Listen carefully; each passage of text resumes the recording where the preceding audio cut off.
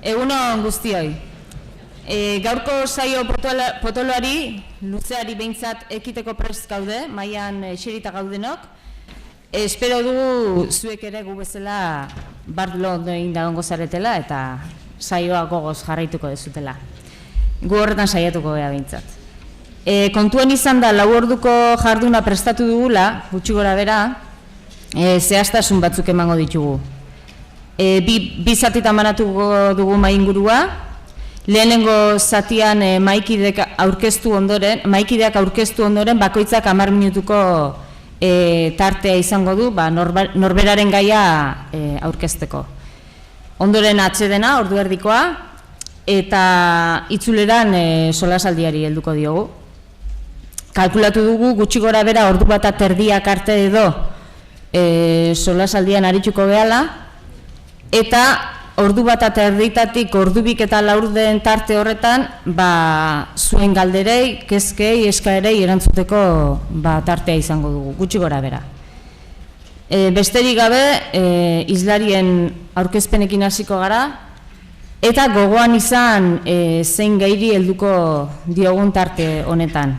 Hiztuna, bizi, jakin, erabili, motivaziorako, ezagutzarako eta erabilerarako bide berriak urratzen. Orduan orain 5 aurkezpenak egingo ditut eta gero bakoitzak bere tarte izango du. Hasiko naiz hemen ezkerretik bigarrena daukadana, Larraiz Madina Beitia dugu. 6 urte daramatza emun lamundua euskalduntzeko kooperatiban. Azken aldian TELP izeneko tailerrak ematen ari da ikastetxeetan, erakunde publikoetan eta enpresa munduan ere bai.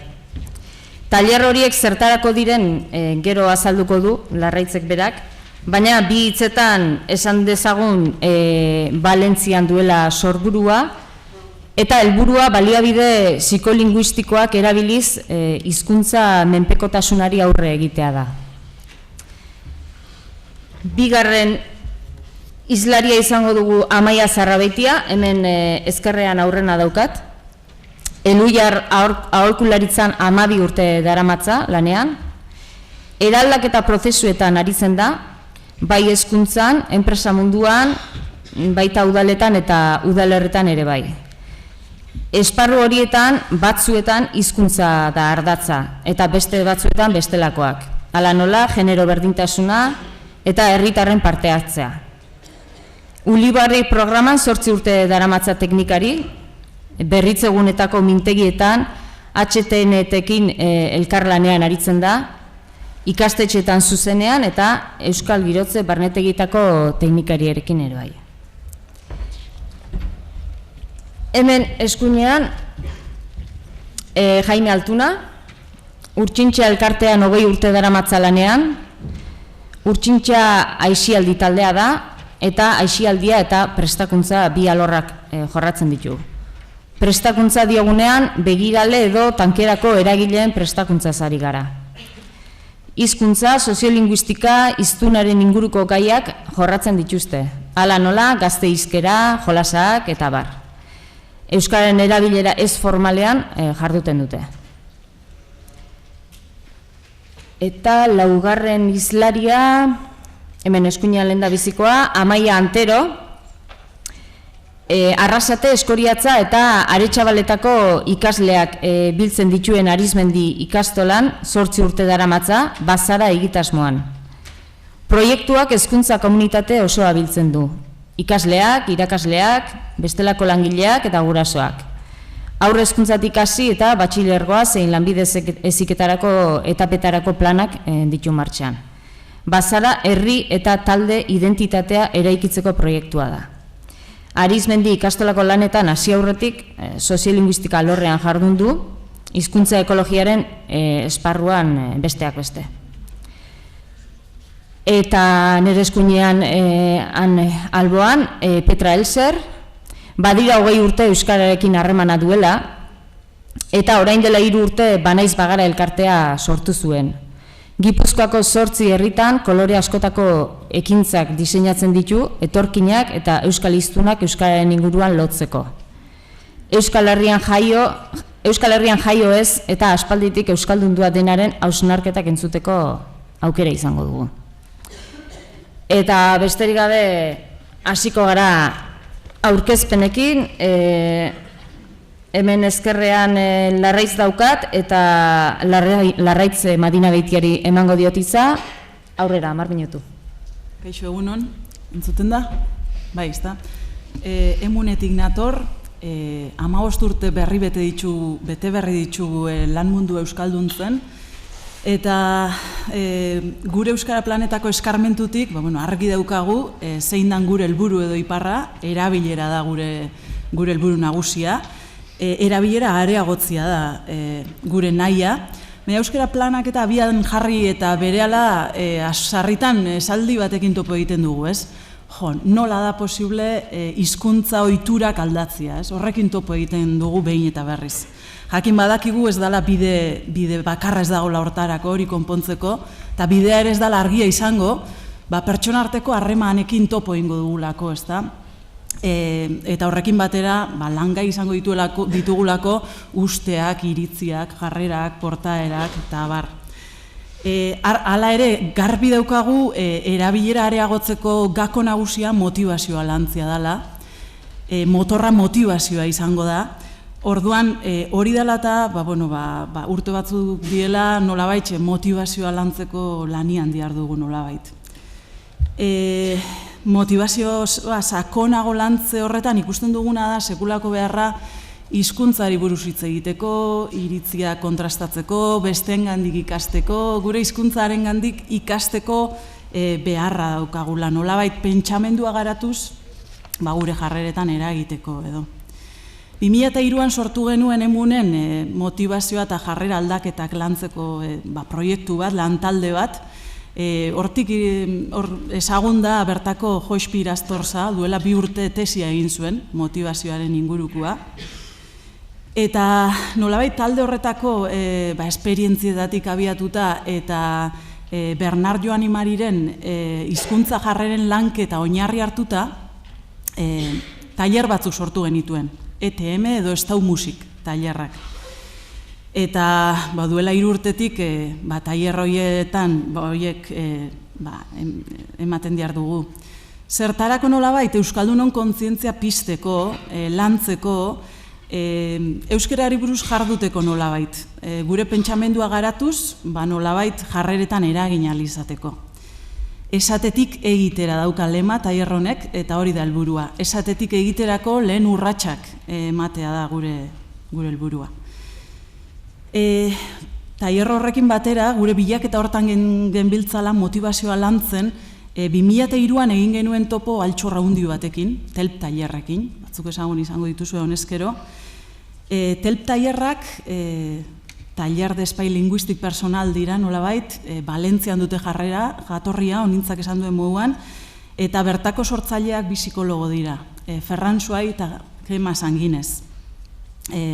TELP tailerrak ezagutu ostean, ikusi genuen Euskal Herrirako oso lagungarri izan txezkela, eta hori dela eta nolabait beraiekin elkarlanean Euskal Herrira egokitu genuen materiala, eta hortan diar dugu, elkarlanean diar dugu. Zer dakar berri nolabait ikuspegi psikologikoa, hori lantzea. Eta horrekin batera norbanakoan portaeran oinarritzia.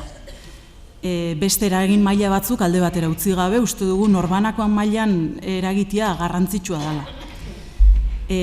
Azken finean hiztuna garelako egoera askotan ze hizkuntza erabili hautatzen dugunak edo. Hartzaileak euskaldun kontzientziadunak izango liateke edo beraien euskaraz egiteko gogoa daukaten jendea izango litzateke. Sarritan euskaraz bizi nahi dugunok, hiztunok, sekulako borondatea izan arren konturatzen gara, egoera askotan usten dugula gure egunerokoan alde batera gure hizkuntza, eta nolabait, sarritan ez dakigulako nola kudeatu, gertatzen zaizkigun egoera horiek, bai?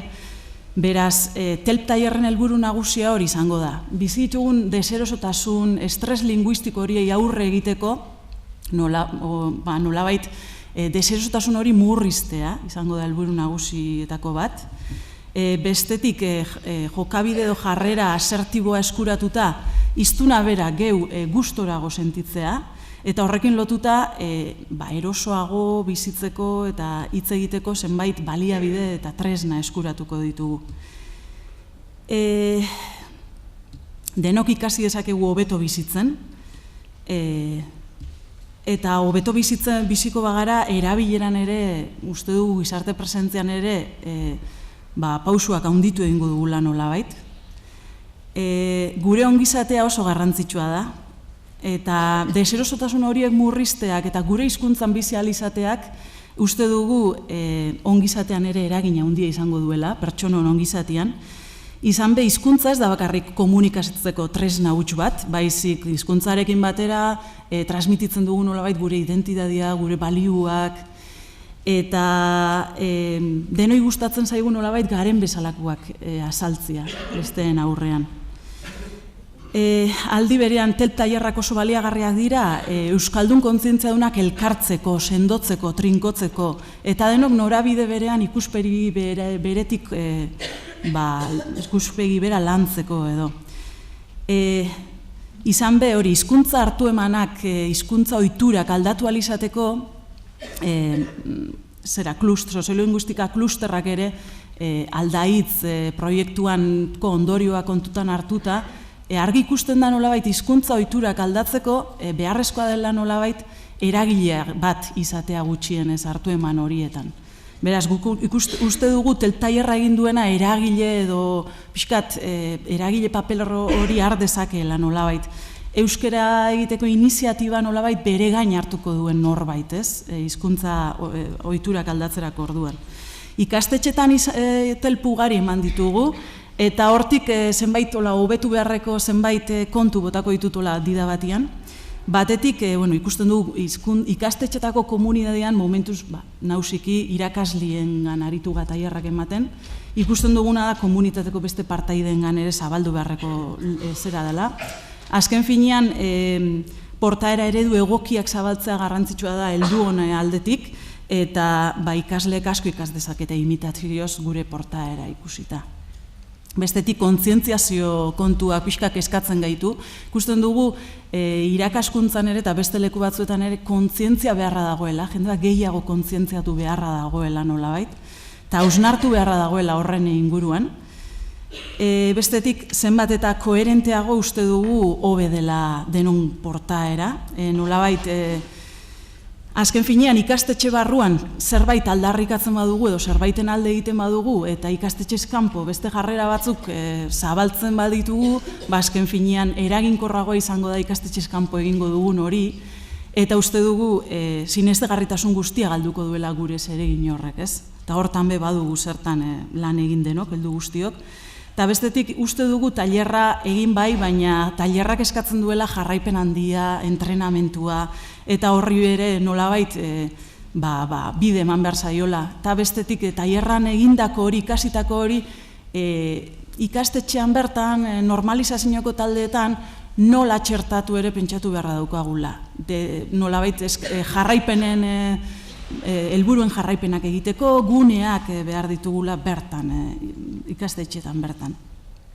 Eta bukatzeko, hemen foro hau aprobetxatuz, aipatu nahiko nuke imigrazioarekin eta kultura aniztasunarekin lotutako 3 tailer eskaintzen hasi garela Irale bidez. 3 tailer berri nolabait hizkuntza eta kultura aniztasuna lantzeko bide emango dizkigutenak.